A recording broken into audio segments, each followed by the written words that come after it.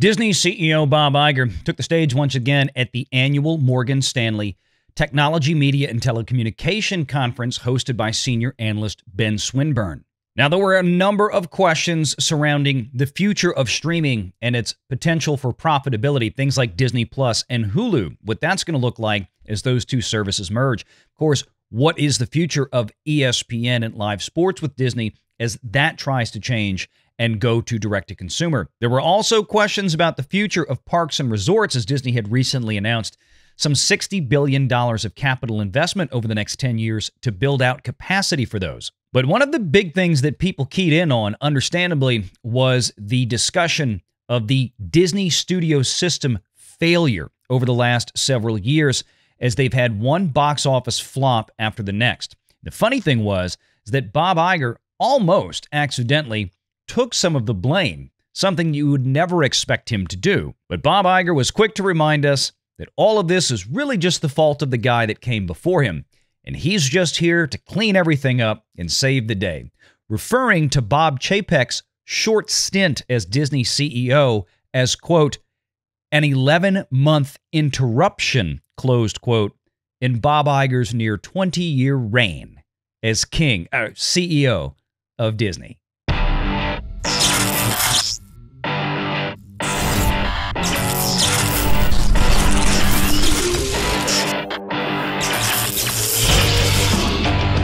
Renegade Online.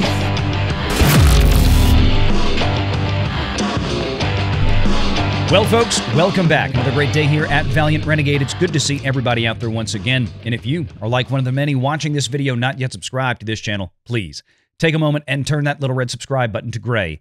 Hit that like button, hit that notification bell, share this sucker out on the social medias, and of course, please do leave a comment before you head out the door today. Make sure to join us every Sunday afternoon at 6 p.m. Eastern right here for the live show. It should come as little surprise as to why activist investors like Nelson, Peltz, and Trian would schedule a town hall when they did. Thursday, March 7th, as a matter of fact. We'll be covering it live right here on Valiant Renegade. Join us at 12:30 Eastern Standard Time that afternoon as we pick that one up. But in a 133-page white paper memo released to Disney shareholders just a couple of days ago, he detailed a lot of the failures of Iger's recent tenure. Surprise, surprise, not a single question about that was really posed today at the Morgan Stanley Conference. Not that I would have expected it to be. Just so everybody understands, these are designed to be rather softball for these CEOs. Bob Iger isn't the only one out there. It's the entire industry or sector that Morgan Stanley covers for this conference. CEOs from places like Universal or Netflix or many of the other ones out there that would be considered Disney's competitors would also have been on hand today and in the next couple of days to do the same sort of stint that Iger did. And it's not Ben Swinburne's job to get them up there and lambaste them for whatever failures. His job is to maintain good, cordial working relationships with these CEOs, and you can't really do your job very well if you start ticking off all of the CEOs that you need to stay in communication with. So let's not ride Ben's coattails too harsh on this one.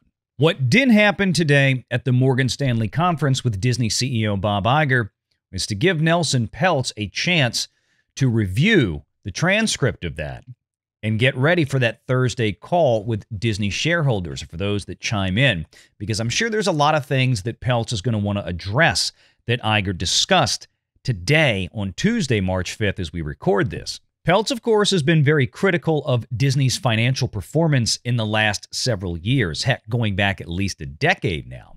And Bob Iger, his job today was to try to assuage or allay the fears of some of those claims that Peltz is making for other Disney shareholders.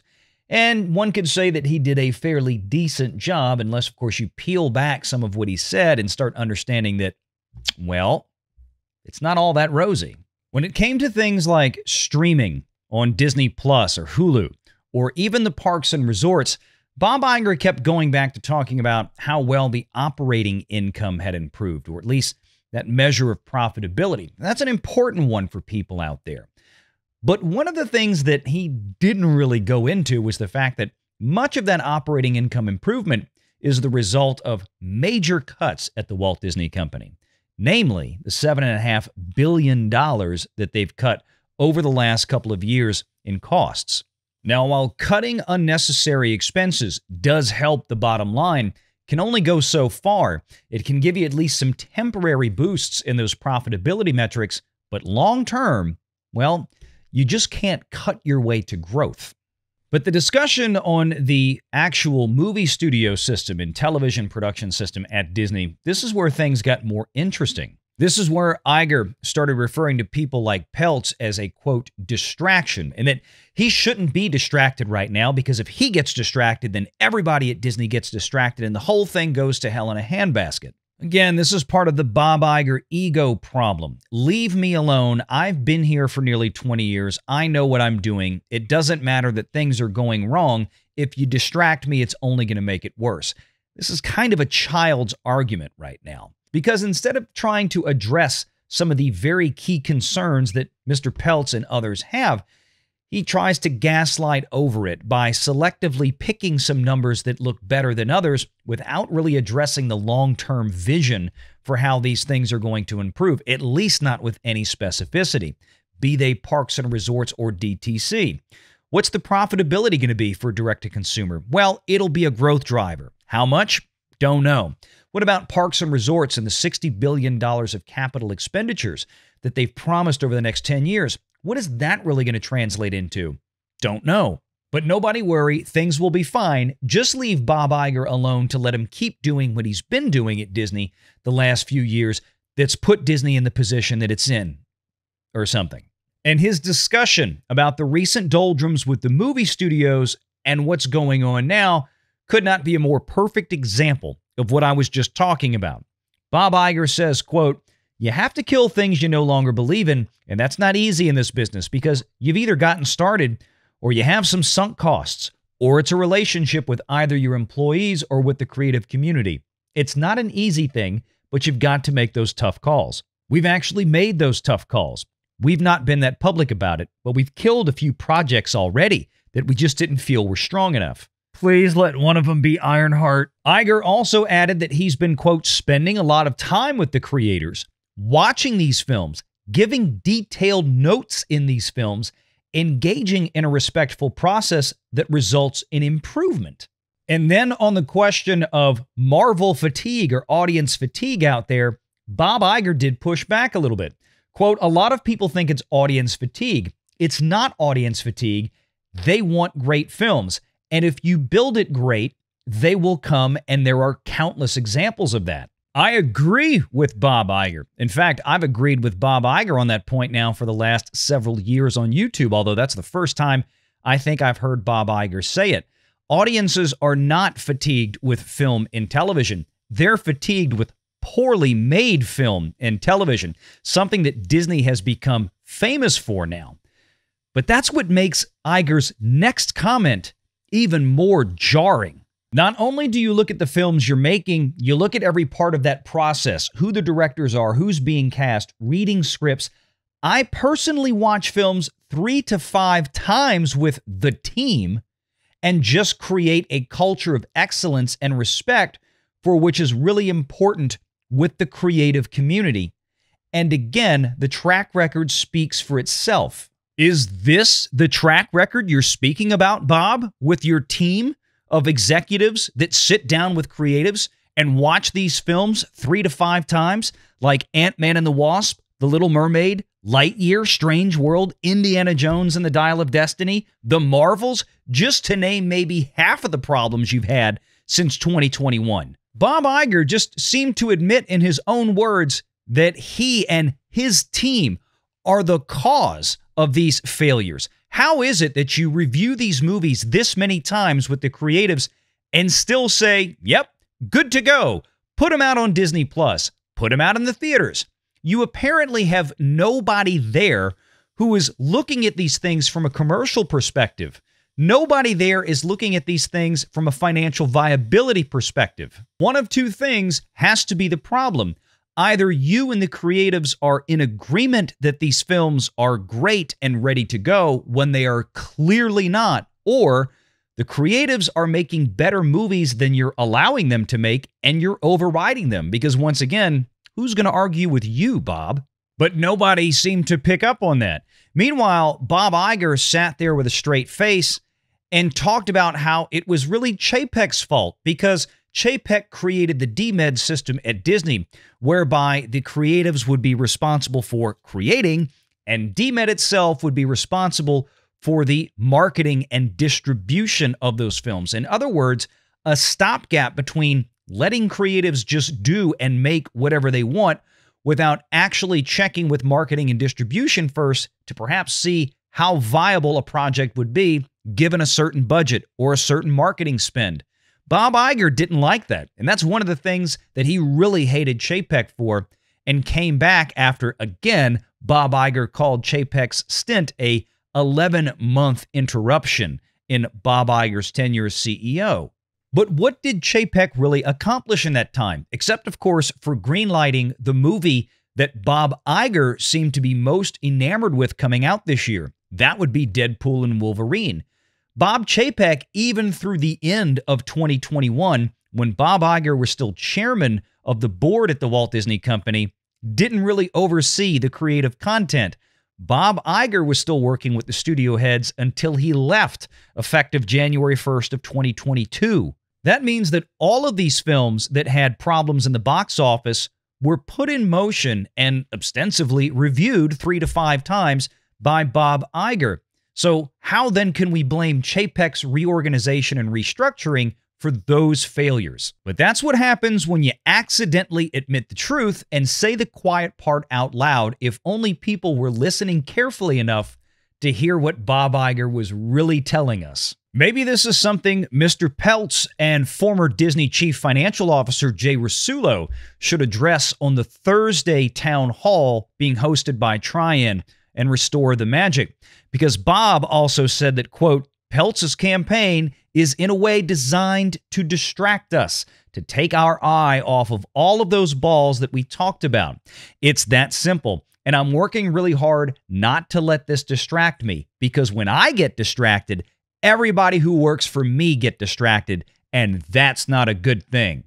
Yeah, Bob, keep playing up that ego. Putting the entire money train at the Disney studio system under one belt has its own inherent risks, and maybe those should be considered. See, you might not have liked what Chapek did, but I think his thinking was in the right place. The problem is, he never had a chance to really get it off the ground. He was only there 10 months and 2 weeks before he was terminated and replaced by Bob Iger yet again.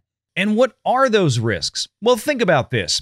If you're Alan Bergman and Dana Walden, who are now in charge of that entire Disney studio enterprise encompassing animation, Pixar, Lucasfilm, Marvel, so on and so forth, you not only get to decide the type of content that gets produced and approve it, but then you also get to stroke a check from Disney Plus effectively to go ahead and put it over there. There's nobody in between you to check and balance what type of content is being produced, and once again, is it actually commercially viable? We'll find out how well this works for Disney in the coming years, but as of right now, given what Bob Iger said in his own words, I don't think there's a whole lot of reason to have much faith that we're going to see a tremendous amount of genuine long-term improvement in the type of product the studios crank out. Because one of the biggest problems that we've talked about now for quite some time, and that our friends at places like Film Threat have talked about now for quite some time in their new Disney Files series. Go check those out. We've covered them here on our channel as well. We know what the state of employment is inside of these studios, where veterans are being run off. Veterans are too afraid to actually speak their mind because newer, younger folks being hired from places like Tumblr are coming in and running the show. People that are more steeped in diversity, equity, and inclusion, which, again, in and of itself, it's never a bad thing to have a diverse staff. But when you design a staff around exclusively trying to get to diversity instead of a meritocracy or based in talent or experience or education, you're going to wind up having a problem. And that brain drain at Disney is something that's going to have to be addressed and doesn't seem to be getting better anytime soon. People like John Lasseter, who peace out from Disney after being, well, run off by Disney, as it were, and a lot of other of those veteran creatives following him out the door, we've seen the quality of content drop precipitously at Disney ever since. And let's remind folks of what Bob Iger said 1 year ago at the 2023 Morgan Stanley Conference, hosted by Ben Swinburne once again. He was asking Bob for his recommendations on what to go see from Disney this year. Well, Indiana Jones we have coming up. And I mentioned Little Mermaid and Elemental and Guardians of the Galaxy, and it's a good year. I wonder if this year's promises are going to turn out looking a lot like last year's promises. Mr. Peltz sure seems to think so. And then the last order of the day was a question about succession from Ben Swinburne. How are you really thinking about the 2 years ahead of you? And what are the things that you're focusing on and excited about as you're obviously very busy? Bob responds, is that a succession question? I don't know if it's a succession question, but it's really about what do you want to highlight as your area of focus when you think about the sort of 2-year sprint to the finish line. The problem with that question is that it was asked 1 year ago at the 2023 Morgan Stanley Conference. It's a good question, said Bob Iger in 2023. Succession is pretty much at the top of the list between me and the board. In fact, we have a succession committee at the board. We had a meeting yesterday, a matter of fact. They're meeting regularly. We all know that not only is it an important decision, but that we don't have an endless amount of time to make it, and we're mindful of that. And Mark Parker, who is our new chairman, is chairing this committee, and so the conversations have been great, and I'm confident that we'll identify the right successor at the right time. It's been a year, and apparently that time still hasn't come, because what happened approximately 3.5 months after that statement from Bob Iger that I just read? Yep. Bob Iger was renewed for another 2 years until 2026. So here we are. The question of succession still remains, and I'm sure that's one that Nelson, Peltz, and Trian are going to dig into hard on that Thursday town hall. Something I've said for years occurred to me after watching this Bob Iger interview with Ben Swinburne at the Morgan Stanley Conference today, and that is that words like hope and change are lovely platitudes, but they don't give you a concrete sense of direction moving forward. And in the case of Bob Iger, I felt like we heard a lot of the same. And in that vein, what concerned me more than anything was the fact that a CEO in his supposed position of an eminent successor taking over didn't seem to leave a lot of room for this supposed successor. Bob Iger laid out plans for Disney that would be carrying on well beyond his tenure as CEO, which in one sense would seem reasonable, but you would think that Bob Iger at some point might have made a comment that would have suggested that he would defer certain future endeavors to whoever would be the new leadership of Disney in the next year or two. But we didn't hear that. You have to wonder if Bob Iger is ever planning to leave the Walt Disney Company. Make sure you're subscribed to Valiant Renegade and join us every Sunday at 6 p.m. Eastern for the live show.